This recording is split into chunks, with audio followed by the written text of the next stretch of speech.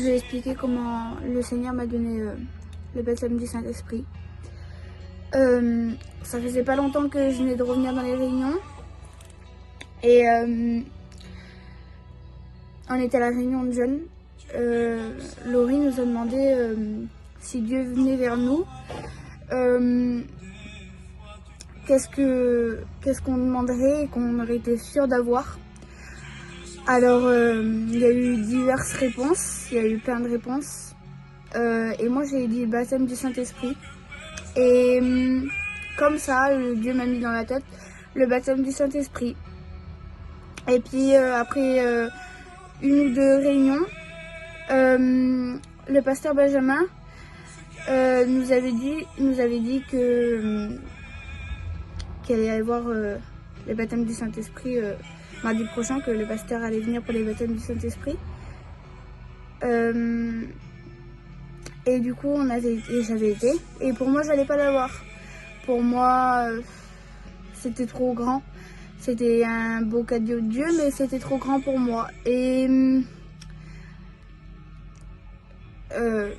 la réunion a commencé, et puis on nous a demandé de nous mettre à droite pour ceux qui voulaient avoir le baptême du Saint-Esprit, et à gauche pour ceux qui voulaient être renouvelés du baptême du Saint-Esprit. Alors je me suis mis, et puis je voyais tout le monde avoir le baptême du Saint-Esprit, et puis moi je pleurais parce que je ne l'avais pas. Et j'en voulais pas à Dieu parce que bon, si ça n'était pas maintenant, je l'aurais un jour. Et le pasteur il s'est approché de moi et j'avais ma Bible et mon téléphone dans ma main. Il les a posés et puis il est venu et puis il a prié avec moi. Et j'ai eu le baptême du Saint-Esprit ce jour-là et je remercie le Seigneur. C'est vraiment un beau cadeau qu'il m'a donné. Je te remercie parce que vraiment c'était la plus belle chose qui pouvait m'arriver. C'est une belle chose, c'est un cadeau de Dieu et c'est vraiment une grâce de Dieu de l'avoir eu. Et je voulais vous dire que c'est pas parce que vous ne l'avez pas que le Seigneur pense pas à vous. Au contraire, il vous voit.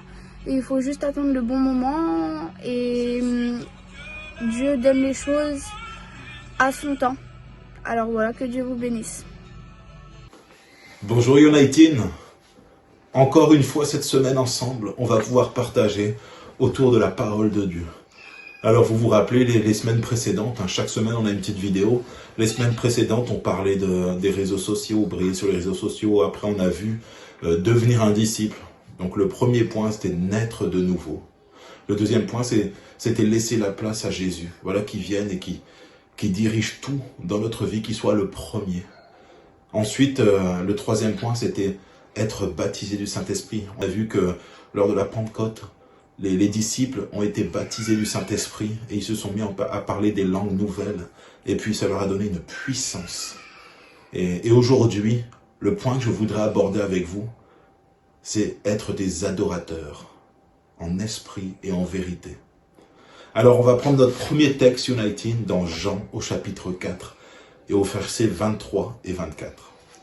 Ce texte nous dit « Mais l'heure vient, et elle est déjà là, où les vrais adorateurs adoreront le Père en esprit et en vérité, car le Père recherche des hommes qui l'adorent ainsi.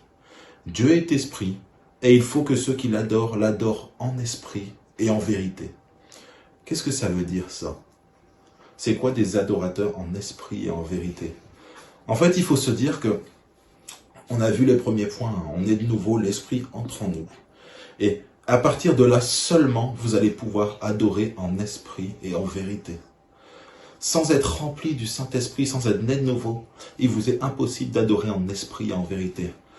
Dans la Bible, vous voyez bien, dans le Nouveau Testament, on parle souvent des pharisiens. Et les pharisiens étaient des personnes qui, eux, connaissaient la parole de Dieu. Ils la méditaient, ils la pratiquaient, on les entendait faire de longues prières aux quatre coins de la ville. Ils aimaient se montrer qu'ils priaient, qu'ils lisaient la Bible, qu'ils connaissaient bien la parole, quoi. Et pourtant, ces gens-là étaient à côté de la plaque. Tu peux venir tous les dimanches à l'église, tous les samedis à United, tu peux venir le mardi soir à la réunion de prière et faire ça d'une façon religieuse. Et tu vas prier, tu vas chanter, tu vas lire ta Bible, et en fait, ça fera rien. Dieu sait pas ce qu'il veut. Dieu ne valide pas ça. Et c'est là où Jésus va dire qu'il faut mettre la barre encore plus haute. Faire ce genre de choses, des personnes le font. Par contre, adorer en esprit, en vérité, c'est bien au-dessus de tout ça. Ça veut dire que Jésus est bien le centre de ta vie.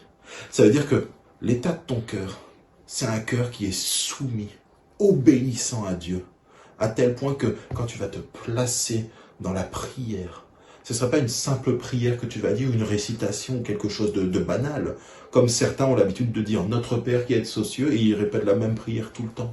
Non, la prière viendra du plus profond de toi. En fait, tu aimes tellement Dieu que quand tu vas prier, ça va être de l'adoration.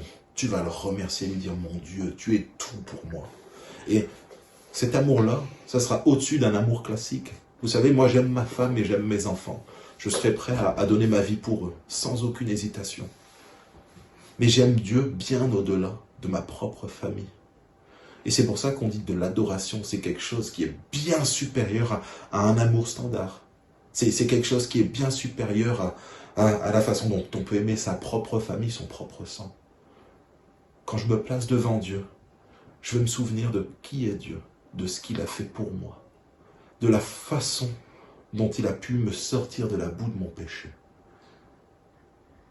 Aimer Dieu en esprit et en vérité, c'est bien au-delà de l'aimer d'une façon classique, comme le monde peut faire aimer les gens d'une façon standard classique.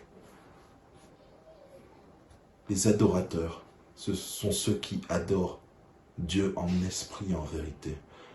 Alors United, ce soir je voudrais vraiment te dire que si tu veux être un adorateur, il faut que tu sois rempli de l'Esprit de Dieu. Il faut que tu sois constamment en train de renouveler l'Esprit en toi. Il faut que tu demandes à Dieu de te renouveler. Que ta prière soit constamment celle de demander au Seigneur de renouveler l'action de l'Esprit en toi.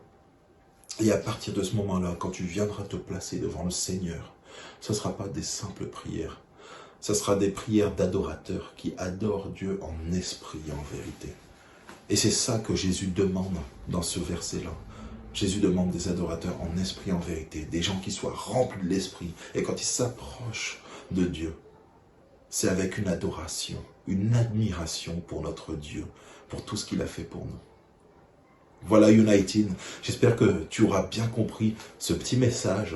Et n'hésitez pas à m'appeler dans la semaine. Vous savez, vous avez mon numéro. S'il y a des choses, des questions ou des choses autour de la Bible ou même sur autre chose, n'hésitez pas à m'appeler. Je suis là pour vous répondre et répondre à vos questions. Soyez bénis United.